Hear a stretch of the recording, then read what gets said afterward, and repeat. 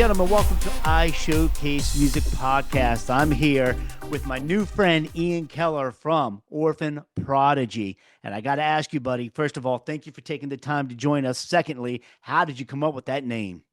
Well, first of all, thanks for having me, man. I appreciate it. Orphan Prodigy.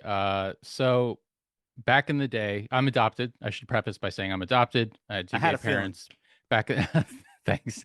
Back in the 90s, this was kind of like, still on the edge of things, and my parents were very like, independent and for, kind of spearheading part of that movement, right? Of adoption and being different and just having kind of that alternative lifestyle. And so I always kind of felt like an outsider. And long story short, I put together a band when I was 10 years old after hearing The Offspring's "Why Don't You Get a Job" and the cursing in the first line. That's what made me decide to go into music. I swear to God. Um, and so I felt like a reject pretty much my entire life. And I named my first band The Rejects. And then fast forward to like 2010 or whatever, got offered my first deal. And the label was like, well, you can't use that name because, all American Rejects and stuff, we don't want to get a lawsuit. So had to change my name to my band at the time was called Metarana.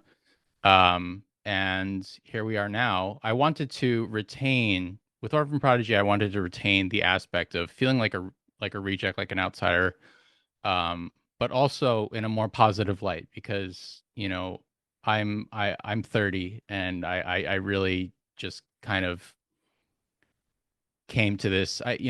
When I hit 30, everything kind of clicked for me. My life became, I don't know, like literal, like that cliche, like switch going off in your head kind of feeling.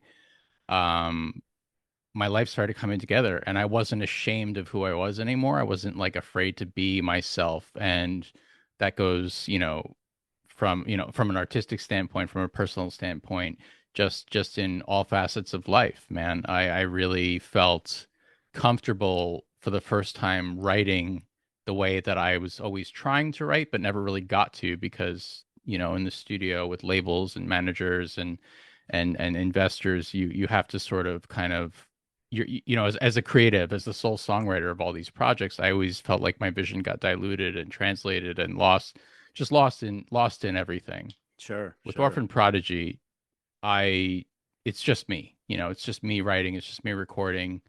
Um, and so I finally, for the first time, felt like I feel like I put out an album that was really representational, of myself, 130% for sure. No, man, I was listening to some of the tracks and yeah, it's unique. I mean, it's good. Thank you. I did have the question about the name. I asked you that, and then I started wondering, like, if it's just you, why not make it the Ian Keller show, and why have a band name at all? Well, because that's boring. I feel like, I have my label is Ian Keller Music. It's an homage to my one of my parents, one of my dad's. He's got his architecture firm, and it's just his name and then architect. And I always thought that was funny. So my label, my publishing is, how I release music is my name, Ian Keller Music. But I just feel like that's kind of boring, and I think there's something to be said for branding and just kind of feeling like there's something that you can kind of latch onto, and that was important for me because for me it's about the identity. It's about the identity and then the community that comes along with the identity. Yeah, man. I mean, what makes you a good songwriter, and I'm in my 50s, and I've been working on this my whole life. Is what you have found at the age of 30, most people search their whole lives for the true meaning of why we're here, feeling accepted. I guess being adopted, puts even added pressures that most people wouldn't um, experience otherwise. And that's probably what really helps you get deep into your songwriting, deep into your lyrics. Just get away. For example, I listen to deep bass, and I also like Vodka Build 2020. I was, and then congratulations, man. That live in Brooklyn, I caught Yeah. a glimpse of that video, and you look like you just killed it, man. Audience was receptive, and Yeah. it's on YouTube. You can check it. Yeah, I saw it. Yeah, it was. Thanks, man. That was really stressful, actually. You Why? can't tell. Why is that? I'm actually, it was really great because it was really stressful because a lot of this is the whole show is run off of the same rig I'm using to talk to you right now. Hmm. It's a Mac Mini Pro. The entire show is kind of pre-programmed, if you will, into Logic, the same way that I write the songs. Um, to kind of preserve all of those same sounds and that kind of sonic landscape. So so, what better way to do that than just kind of do it from the place it was born, right? So that was my thinking. And obviously with that, there's a lot of risk. Obviously I have a backup rig and stuff. If one fails, there's another one we can swap to pretty fast. But between sampling the we use an e-kit, so an electronic drum kit, Hmm. Sure. and that's Logic is that's feeding Logic, and Logic is feeding the show. It's it's it's it's risky because there's a lot of latency things that can happen. There's a lot of, different things. There's just a lot that can fail really quickly. And so it was really stressful for me as like the leader and just making sure it all came together during sound check. I was kind of scrambling because, at the end of the day, I'm kind of like driving the entire production, in terms of, where it has to be, where it needs to be Well, and then you stuff. got to perform on top of that. And then I got to perform on top of that. That's the easy part. The Right. performing is That's the the easy fun part. part. That's the fun part. That's like that's just like muscle memory and stuff. It's I might be easy. able to help you out a little bit because I've gotten into deep conversations. Um, good friend of mine is one of the most prolific band music supervisors in all the land, and when he goes out on tour, he's been touring. He's been Madonna's music director for 15 years, whatever. And we always talk about this. And what he ended up doing, you know, and you're talking about the parts that the band's not playing, just to be clear. You're talking about the synthesizer parts that maybe a synthesizer player is not playing. You're going to click track, the band's playing to track, you're singing, whatever, just so you don't miss any of the ambiance and every intricate part of your songs, just for the Yeah. viewers, so they understand. But your concern was, you're running off of a Mac Mini Pro, which I absolute brilliant computer. So what Beast. they do on that tour is they have Mac Studios, Yeah. and but they have 2 to 4 of them. Hmm. Now, for shows like what we would do, all you need are 2 Mac Minis, completely synced. So if anything goes down, they're already in real time. You don't have to worry about pumping up another computer and waiting for that to load up and for to reset it up when you're on a live show like that. It would automatically, if this computer went down, that computer is right there with it because they're running simultaneously through the whole thing. And it's really an easy daisy chain, especially with those Mac Minis. There, you can daisy chain 6 of those things together, and See, it'll. we have to have a conversation after this Yeah, because I, man. I No, I gotta got I you. gotta pick your brain as from an engineer standpoint about that because Yeah, man. And I that's what learned it we from need. him. I learned it from Really, my buddy, and he was. that's cool. But if you think about it, you're on a festival tour, man. You're playing for, there's no margin of error. There Right. is zero Exactly. margin of error, and that's why I'm such, I don't know. I just think Apple is really, really good for the art, for our creative, it's the creative way to go about things. Um, Absolutely. for video editing, for audio editing, Logic is just. Oh, I like Pro Tools. I don't like that they went to the subscription base and the Hmm. updating. I think I think they fell off the wagon for a long time, and then they're back. Pro Tools is still industry standard, but he uses DP. I use Logic. You use Logic. I use Logic. Yeah. I mean, I go back, and then DJ wise, I'm using Serato. Some people still use Ableton. I Hmm. mean, there's a ton. It's whatever you can get out of your system, your DAW system, whatever Absolutely. you're easiest and more comfortable with, because it's all perfectly sounding digitized stuff, right? Right. But no. I know exactly what you're talking about, man. Live shows are different, especially when they're televised. Now, you're in New York now, or are you in LA? So I'm actually I'm originally from New York, from Queens, New York, and I was actually I haven't said this on any interview yet, but a couple of years ago I was actually held at gunpoint Hmm. in my hometown, and that was that was a turning point for me. And so, long story short, again, I just moved. I moved to Connecticut Yeah, actually, so amen, that's where man. I'm at right now. I love Connecticut. Beautiful, beautiful, just easygoing place to be, and where I wrote and recorded this record. So really, really happy with where I am right now. But I love, again, I will always love and miss Queens. Well, amen. I love that for you. It's that happiness. It's finding yourself. It's, you know, getting a gun put to your head. I'm born and raised in D.C. in Maryland, the DMV we call it, D.C., Maryland, and Virginia, and there was no way I was raising my kids up there. So I get it. Growth is moving out to grow and to be able to feel a little bit safer. Is perfect. It's a perfect Yeah, decision to make. But the reason I brought that up was because I saw a killer write up in the LA Entertainment Weekly on you guys.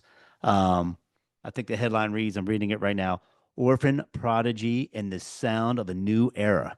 I don't see a date on it, but I saw it posted, I think, on your IG and a couple other places. Danny had sent it to me and a couple other things. But man, congratulations on that. You're getting thank you, press. thank People you. are paying attention to this album. Let's give that a shout out. Medication for a Modern World. Medication for a Modern World. Go ahead and explain that title.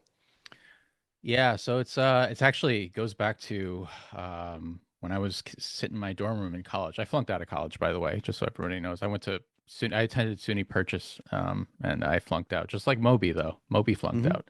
Um, but We are a judge-free zone, brother. yeah, It's not. yeah. So, but no, but I did. Like for the Orphan Prodigy thing, the whole region. The one of the reasons Orphan Prodigy happened actually was because I actually ended up attending in 2019 the Conservatory of Recording Arts and uh, Sciences in Arizona, and I graduated from that. That's kind of what got me into Logic in the first place, actually. So it was not too long ago, really. I'm sorry, I'm the king of meandering. What was Oh the no, man. I'm behind I medication for modern world? Sorry There about you that. go. Yeah, how you just came up with that. We're talking a lot about names and stuff because it's unique. I Yeah, mean, the name of your band, the name of the cuts, the singles on the album, and now the name of the actual album, Medication for a Modern World. I just wanted to know what made you think of that. yeah. I mean, so I was, sitting in my dorm room back in the SUNY Purchase days, and it was this idea that I had. I just thought that, it was kind of like the next step for I I I had my in my original band, I had my first record, my first full length album was called Six Sad Worlds, and then I had an album called Dreamland, and then I wanted this. I had this idea for this third record that was going to be like, well, let's come full circle, let's grow up, and let's give let's give the world what it needs. Let's give the people what they need, which is the medication for the modern world. Because at the time, this is like 2010 or 12 or whatever it was. It just seemed like music was kind of rock music in particular was kind of lost in the shuffle between pop and EDM that was kind of taking form at that time, like Skrillex and stuff. Oh heck yeah. Um, and for me at the time as a musician in a deal with managers and all these things, like it just like we kind of missed the boat by like 5 to 7 years, it seemed like. So we were making very little money on tour. We weren't selling any records really. Um, but in contrast to that, I think in 2025 as an artist, and I promise this ties into the name. Uh, I think in contrast to that, I mean, there really is this. I think there's never been a better time to be an independent artist because Agreed. you make your own schedule, you make your Agreed. own. You don't get 360'd. You don't have to sign a 360 deal where the studio is taking money, the label's taking money, your manager's taking money, and everybody's taking a piece of your merch on tour. You know, now it's like I can count the people on my hands that are on this team that we have built. It's a very small team. We have like I think we literally have like 10 people on our team, including crew. So, it's a very small operation, and there's this kind of pie chart, right? Where it's like there's music, there's the gaming streaming stuff we do, and then at the bottom there the other third is me talking about adoption and lifestyle and all that kind of stuff. And it creates this this world of Orphan Prodigy, really, this umbrella. And that in turn, I think, becomes the medication, if you will, is the delivery of that idea, that concept.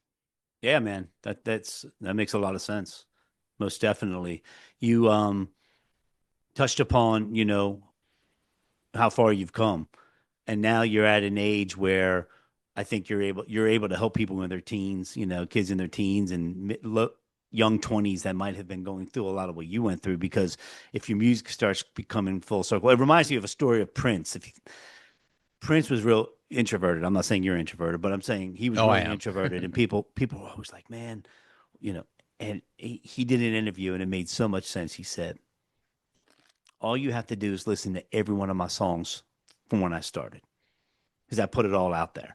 And it sounds to me, the songs I've heard, you're putting it all out there. So there's something to say for that. Yeah, I don't know how I think it's, partially my parents, maybe I'm just predisposed to that quality, but my parents always supported my choices to be a musician. There was never like a moment where my parents were like, you know, be a doctor or be a lawyer.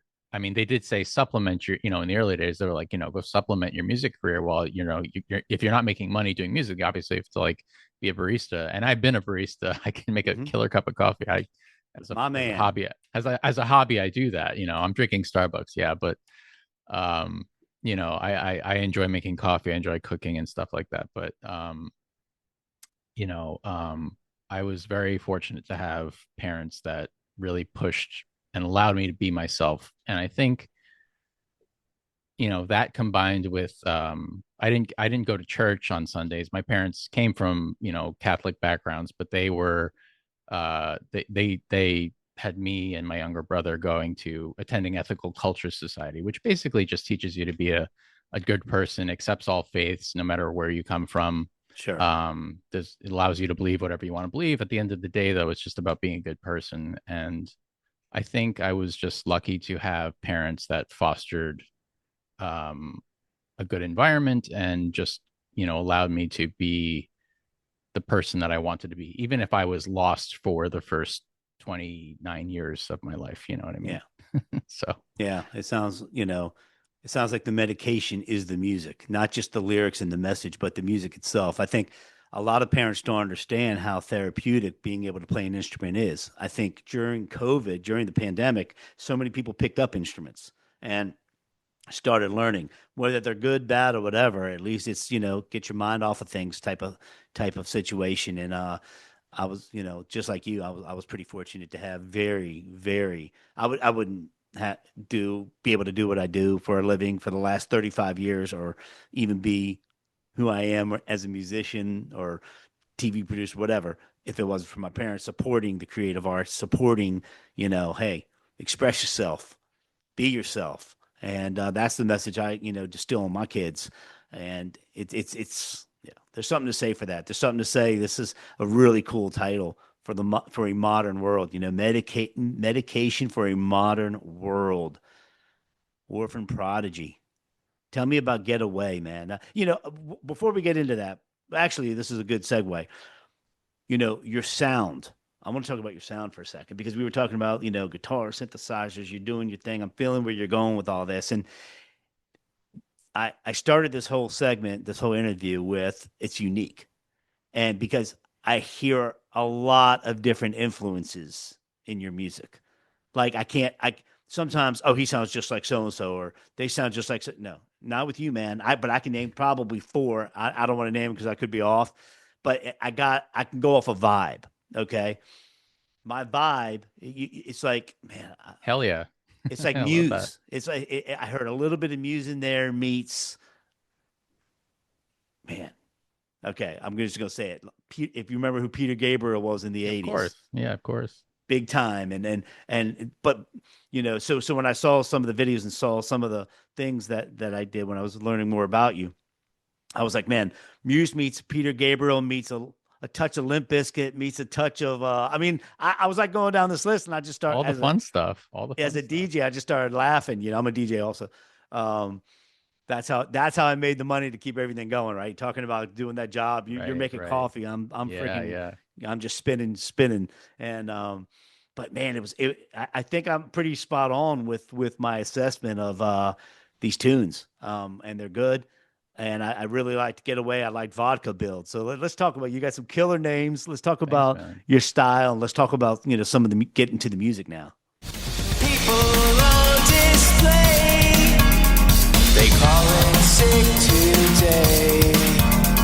They try to find this way out. Get away, get away, find a way to leave the daily. Yeah, so with Getaway, that was the first track that I did. I was in Arizona actually when I wrote that, and it was the first one that I like. I compose everything on an old 2000 laptop PC. From it's with probably running Windows XP. I don't even know. Yeah, That's man. how. I'll But break out my Korg Triton Pro X right now and not even think there you twice go. about it. Exactly. When And then you I'll move have something everything over to Native Instruments, and then I'll right. do my big production if I need to bring in live, whatever. But anyway, I'm sorry. I'm No, digressing. it's fine. So yeah, so I mean, so I compose everything MIDI. So from the ground up, Sure. I compose everything. I start with drums, move to synths, and then I get to guitars and bass, and then melody comes last. So kind of everything is in reverse. Um, and then I laid that down all in just MIDI sounds. So for anybody out there who doesn't know what MIDI is, it's just kind of a digital music sounding. Imagine like old like Super Nintendo sounds. That's kind of what it sounds like at first until you bring it Music into Logic. instrumental digital And interface. that's exactly it. Thank you. I didn't want to. I didn't We want can to go sound high tech. pretentious. The high tech people will appreciate it. It's not Yeah, I too didn't high want to tech. It sound doesn't matter. pretentious, but I guess I don't know. Maybe I No, sound no, pretentious anyway. But whatever. not at all. Um, so with Getaway, that was the first track that I dragged from my 2007 laptop into Logic, and um picked all the sounds, got really excited. I was like, holy shit, this is a revelation. And I demoed it. I had like a crappy, I had like a, I think it was like an SM. I don't even know what kind of mic it was, but I just laid some scratch vocal over it.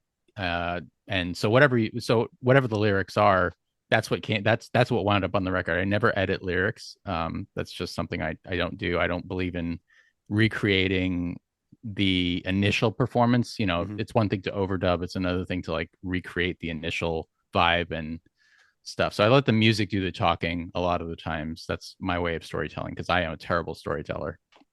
If you can't already tell. Um, You're doing so, uh, fine. You're doing great. so, uh, so, so I really rely on the music to do a lot of the storytelling for me. The lyrics come from what the music evokes in me. I do have recently was told that I have what's called synesthesia, which means I can kind of like it sounds really weird. I'm still kind of getting a grasp on what it means still. But it basically essentially there's like different. I think it's different for everybody that has it, but for me, it's an experience where I can kind of taste shapes and see colors Oh, I have differently. heard of They that before. Yeah, so it's a very I don't know, from what I've been told, it's very jarring experience for somebody who doesn't have it, to be told that stuff. But I think that ultimately it aids me in that first take, that scratch take that I do vocally and lyrically. It informs that a lot, I think. And I really don't analyze my lyrics until years later, and figure out what they mean. So with Getaway, I my best guess is it's kind of me just confident enough to say like, the opening word line is like, I don't like your face or whatever. And like, I think that's just me confident enough, going back to that whole like outcast reject thing, but now confident enough to say it. Like, I'm confident enough to be cheeky and say, I don't like your face right now. And then I even talk about like working a crappy job, like try to get a wage out of you. When people are stiffing you with wages and stuff at these like, these chain jobs and stuff. I won't say any names, but Yeah. I've done like every odd job under the sun. I was like I worked at an airport, shipping and receiving, driving forklifts and things. I was, a barista at like 20 different places. uh I've done I've done just everything. I was a delivery person. I've just done it all. I've You've done done a what you've lot of had to do to keep I've your done what dream I've had alive to and keep do your to vision going.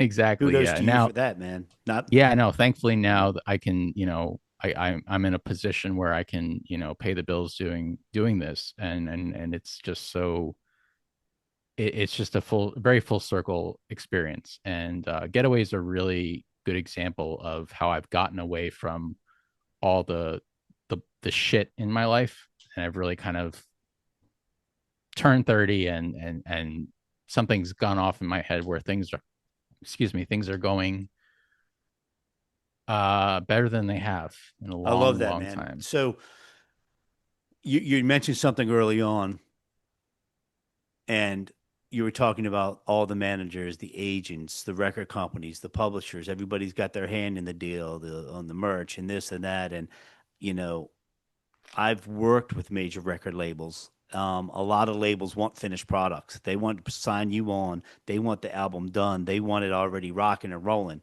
and then they take it from there. Yep. But those record companies that have to develop and have to put so much money in behind the marketing, the branding, and all of that, it's really really hard. Jelly Roll talks about this a lot actually, and I love how Jelly Roll. how hard it Yeah. is to make any money because everything is pro bono. All the money's thrown up ahead of time, and it's going to take years, if forever, for that. It's called recoup, for the record Yeah. company to recoup all the money they put towards Yeah, you start that. off in debt. You start off in debt. Oh You go yeah, on the road and you're in debt. oh yeah, oh yeah. But you think you're living the life. You're young. You're as happy as can be. So my whole angle has always been find a niche, which I did, sports music and DJ Crazy Scott and party music, and then I also have solo piano stuff. But find it, find your own. There's billions of people on Earth. Find your own fan base, build your fan base, and go from there and build it from there. Because if you make enough noise, they're going to come for you. They're going to come and seek you out more than you ever having to go knock on doors in anywhere, LA, Nashville, New Absolutely. York, wherever. And that's the ultimate goal. Stay true to yourself, stay true to your message, stay true to your goal, and it all works out, man. So and I'll tell you what, faith has a lot to do with that. Especially in all the darkness we're seeing right now with the Diddy trials and everything going on, it's just it's nothing. I don't think it's surprising anybody. I think some of the names, It's but wild. man, just staying true to yourself and doing it the right way. There's so much to say for that and about that. But what I'd like to do, man. Once again, thank you for your time, and I'd like for you to give yourself a shout out. Let people know, let the viewers know and the listeners know how can they get in touch with you, talk your IG and all that good stuff. I'll also, we'll have graphics that'll show how people can get in touch with you. But go ahead, tell everybody how they can hear this awesome, awesome album. Yeah, check it out. It's all over YouTube. It's on Amazon. I think it's on like every platform you can possibly imagine. It's on Spotify, of course, if that's your thing. Which a lot of people it is. No, I Orphanprodigy.com. listened to it. I watched the video on YouTube from your live in Brooklyn, and then I listened to it on Spotify. Oh, right on. Very Yeah. cool. But yeah, Spotify, YouTube, Instagram is like my main hub. That's kind of where I just I run it by myself, and it's just very fun. And yeah, I wouldn't have said that 10 years ago, but it is. That's at So Orphan Prodigy at on Orphan on. Prodigy, Mhm. yeah. My Facebook is my name, which is Ian Andrew Keller. So check me out there. Check out the bands. Just we I think we're gearing up to do some pretty big things. I can't say anything yet about one pretty big gig that I think is happening, but I will just keep an eye out for that. Hey man, you're just gonna have to come back on iShowcase Music Podcast and talk Hey about man, it. anytime. I love talking to you, man. You're a really cool dude. So I really appreciate it, man. It was good. It was fun, man. So thank you so much. Wish you the best. We'll see where you are in a couple months from now, and just keep swinging. Keep swinging. It's a good album. I mean, from what I've gathered and the couple of tracks I've been able to hear, it's yeah, poured your heart and soul into it. So it's something for you to seriously be proud of. Thanks, man. I really appreciate that.